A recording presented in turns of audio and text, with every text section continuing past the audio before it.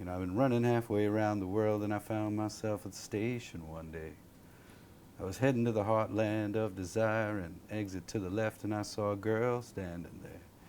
And she said, "Hey man, why you wanna take that train? This Indian summer sky, the unforgettable fire in her eyes took all of my attention. I had every intention of walking away, but then I realized she's gonna love me today." I saw Sultan Khan Sahib with Zakir Bhai and Al-Araka at Columbia University when I was 7 years old, and that concert changed my life. I was listening to pop music and, you know, top 40, whatever's happening in America, and my father was listening to Bhimsen Joshi or some Marathi Launi or whatever he was listening to, and there was always these moments where something was mixing that I was the only one that was hearing that mix. Someone like Sting, he is, for me, he's like Shakespeare as a songwriter. But when I worked with him, I always thought that maybe I'd play tabla with him one day or play drums with him one day, but actually he sang a song that I wrote. You know, and I had to write the lyrics that, you know, it's like writing lyrics for Shakespeare. For me, the greatest compliment I can ever get is when somebody tells me that the music I made helped them save themselves in a moment where they were falling. Same tide that drew me close, pushed me far away. I held the hand that lit the dark night, nothing I could say. I was on the outside, I was waiting for a ride. I fought my way through a sea of sirens, a pirate's lot full of worthless diamonds.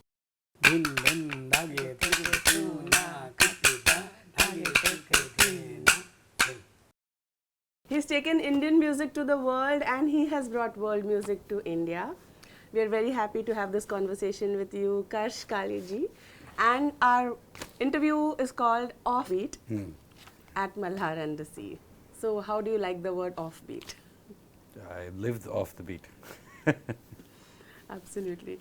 Being somebody who's totally immersed in rhythm, what was your first memory of being exposed to Indian classical music, and how did you make meaning out of it given the context around you, because you were in New York and you were born in London or were in London before that? For me, it was I think the first connections to my roots that I was kind of, I mean, in my own imagination, I was creating, you know, my own meanings as a child. My only connection was my father, who was, you know, quite a fan of Indian classical music. He also organized classical concerts, so I was very privileged as a kid to be able to attend concerts. So that was how I was really exposed to. I mean, I saw my first. I saw Sultan Khan Sahib with Zakir Bhai and Al-Araka at Columbia University when I was 7 years old, and that concert changed my life. And you were already playing drums. I was playing drums, and I was playing a little bit of tabla as well, but I didn't really have a context for what I was doing. It was more just because I could see that my family was enjoying that. You know, when we would have family gatherings, my father he sings a lot of Marathi music and a little bit of classical, light classical, tumri and things like that. So I would accompany him, but I didn't really have a context for what I was doing, besides that this is what I do with my family, until I saw that concert. And that really was a moment of transformation for you. Absolutely. Absolutely. I mean, that was when and I still didn't really, I spent my life trying to understand what this music was, and it wasn't until later in my life that I started to actually study the music and study rag, study, you know, the other aspects of, you know, besides tabla and tal. But yeah, that was definitely a pivotal moment for me. So you played the drums, you then played the tabla, you also studied sound engineering. So were you always this sound nerd kind of a person, or did you have other interests? No, I was always a music nerd. I mean, music was always fascinating to me, and for me, I was always making connections between the things that I was hearing. And I always tell my friends these stories about, you know, being in the hallway in my house when music was playing in my room, and I was listening to pop music and, you know, top 40, whatever's happening in America. And my father was listening to Bhimsen Joshi or some Marathi Launi or whatever he was listening to. And there was always these moments where something was mixing that I was the only one that was hearing that mix, and those were the things that stayed with me. And 10 years later, I would make a composition, and then I'd remember that. Wow. I think I remember where that came from. I mean, classical science fiction for me was, the science fiction part is the futurism, is about taking something that's traditional and taking it into the future, past our future. I mean, past our present, in imagining the future. How many instruments do you play? Is there a long list? Any musician plays many instruments. I mean, instruments is the second a kind of gateway for a musician. The first thing is that music exists in you, and then there's the physicality of, like, so if you play tabla, then you sit on a piano and you realize that, okay, that if I can do this, then if I hear the music, then I can play piano, and then pick up a guitar, and you can, so the dexterity, and then of course rhythm understanding of playing the drums led me to playing the tabla. So, I mean, nowadays, I mean, it used to be that I would list, I would give you a list of instruments that I play. But now for me, it's all kind of one thing. Music, it's music. So whether it's drums or whether I'm singing or whether I'm singing, composing, or, especially composing is where I play guitar, I play piano, I play keyboards. That's where I do most of my composing, and then there's many instruments where I can just get up and jam with people and things like that. But could you share some memories of the time you spent with some of the greats and some of your heroes? I believe Zakir Ji, Sultan Khan Saab, Sting. Yeah, I mean, these were all. I mean, first of all, there were when these moments happened, there were dreams come true. Not even dreams. I don't think I ever imagined that I would be. These were people that I studied in, that I would sit alone in my room. There was no infrastructure. There was no environment for me to bounce off of. I was alone in Long Island. As a drummer, I had an environment. I was playing with bands. I played at school. As a tabla player, I was completely by myself, and I was listening to Khan Saab. I was listening to Zakir Bhai, Ravi Shankar. I was listening to Ali Akbar Khan. So to later on in life, actually interact with artists like that, and to play with Zakir Bhai was something that was I never imagined. And that too, with all of them, whatever I might have imagined, like maybe to be Zakir Bhai's student and to learn tabla from him, that never happened. I wound up playing drums next to him, and using all of my tabla knowledge to be able to accompany him as a drummer, was not anything that I ever thought. In someone like Sting, for me, he's like Shakespeare as a songwriter. But when I worked with him, I always thought that maybe I'd play tabla with him one day or play drums with him one day. But actually, he sang a song that I wrote, and I had to write the lyrics that, Wow. It's like writing lyrics for Shakespeare, and then he actually came in and sang it. So, and working with Khan Saab, like these are things that I never imagined. But when I look back on it now, it's because of the fact that I never really stayed in one path that was already kind of laid out. I always, and this was, I think, very much an influence of Zakir Bhai. One thing that I understood about him at a very young age was that he was an explorer, that he was always taking a leap of faith. Absolutely. And going in into territories that people had not gone before. So that was something that I got the courage to do that by studying him and watching him and admiring him. That was the biggest influence he had on me. The work that you did with Sting, could you hum the song for us? The same tide that drew me close, pushed me far away. I held the hand that lit the dark night, nothing I could say. I was on the outside, I was waiting for a ride. I fought my way through a sea of sirens, a pirate's lot full of worthless diamonds. So there's a song called Sea Dreamer, and it originally was a composition that Anushka Shankar and I wrote as an instrumental. And then we had contacted Sting about collaborating on the album, which in my mind I thought he would come and write with us. and he told us that I would love to come and work with you guys, but I don't have the time to write, so you have to make the song. So we had this composition, which was a composition was based on something that she had learned from her father, from Pandit Ravi Shankar, and then so I took that melody and wrote these lyrics with Sting in mind to sing it. So it was a bit of a I had to kind of interpret curvy way of getting there. Yeah. But then sent it to Sting, and within 30 minutes he wrote back and said, I love this song and I will come and sing That's it. brilliant. Yeah. At any point, did you feel you were sort of bound by the rules that actually are around our classical traditions? And did you feel that you were probably breaking a rule, and were you conflicted about that at any point of time? Yes. I mean, there was always two mindsets going on at the same time. There was the mindset where I was weary of the fact that nobody was telling me yet that I was doing something wrong, but I always had this voice in my head saying that at some point you're going to get to that place where people are going to tell you that this is not done. You don't do this. This is not done with the tabla. This is not done with classical music. And then there's also the rebellious side, which is what pushed me to at least take it to the point where I wound up in a band called Tabla Beat Science with Khan Sahib and Zakir Bhai.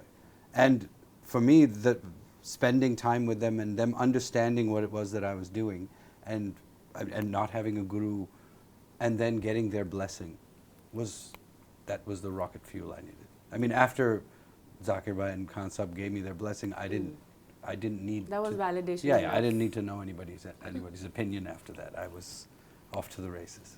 Amazing. Was there ever an idea that you were toying with, and eventually you decided it's just too crazy and you shouldn't convert it or take it out there? I mean, there's a lot of things. I mean, the things that we put out there, for every one piece of music that we put out there, there's 8 that people don't get to hear. Because it's about experimenting. It's about trying, and it's about and it's about failing as well. I mean, you don't find true success until you fail 5 times.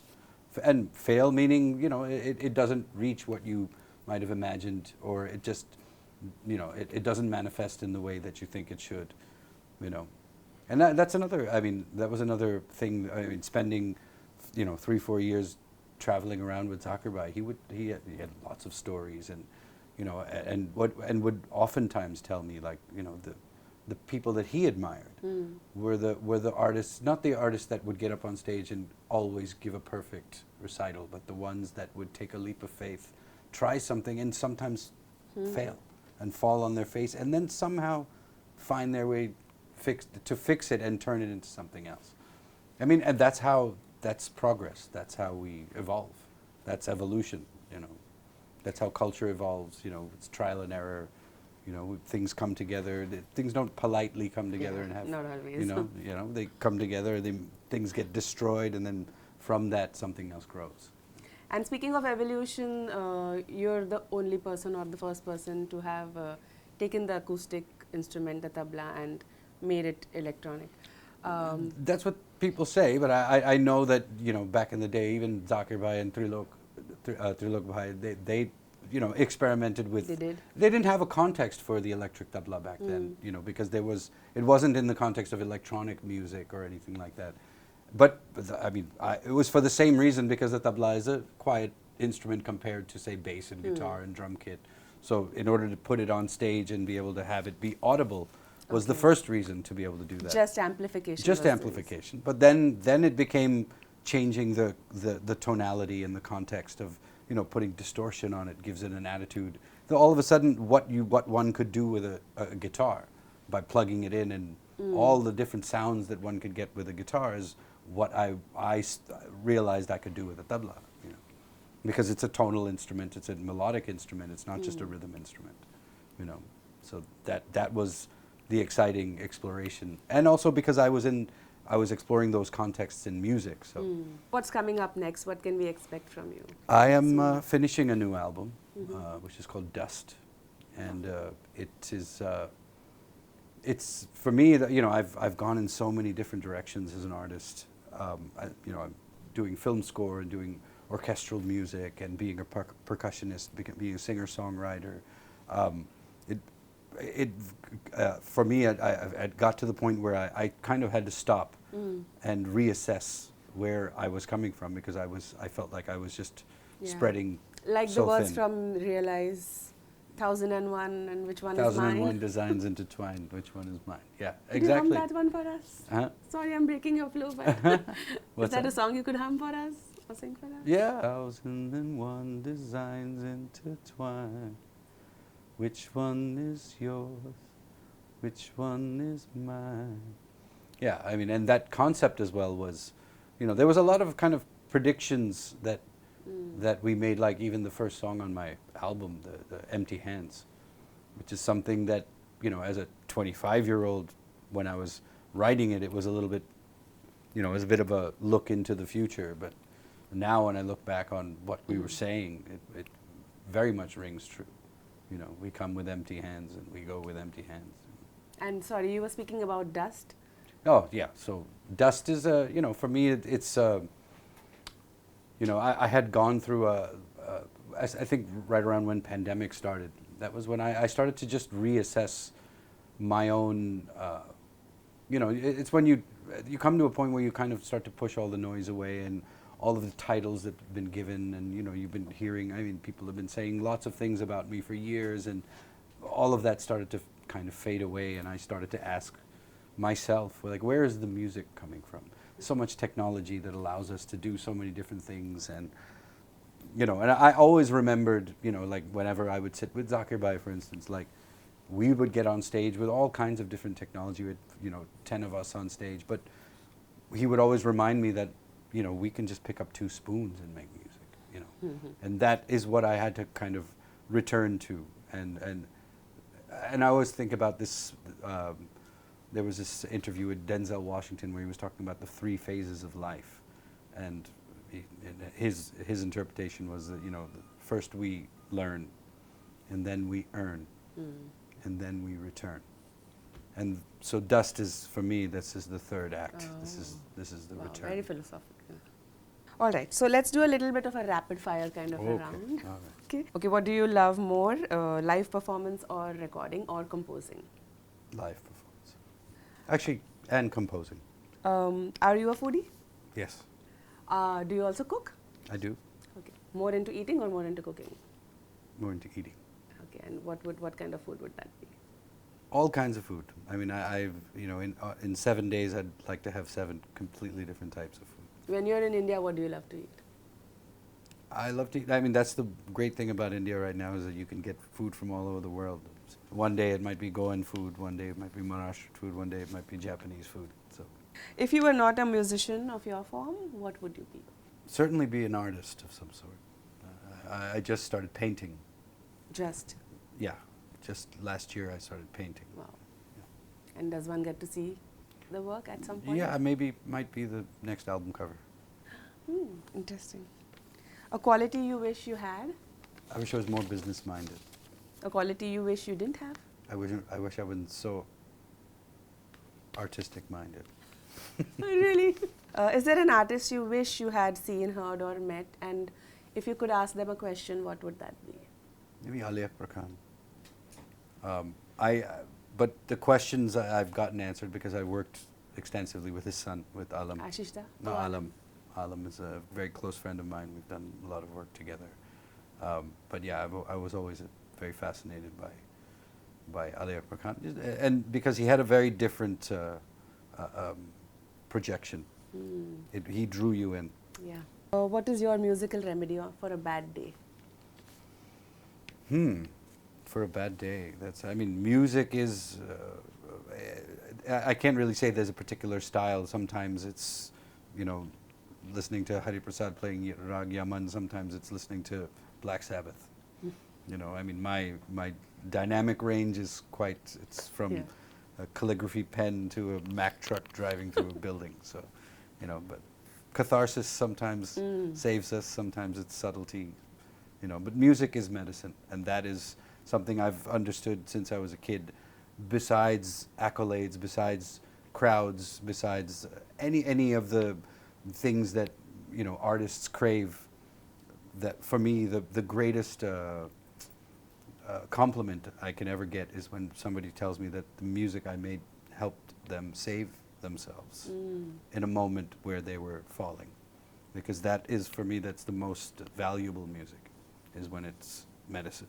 Yeah. Is there a big dream that you have or a big picture that you would like to see accomplished? Oh, I think I've checked off way more boxes than I've ever imagined I could. Now I feel like I'd like to kind of quiet my mind, and you know, my mind races, you know, in directions where I feel like I need to rein it in and say just be here, be in the moment, and be at peace.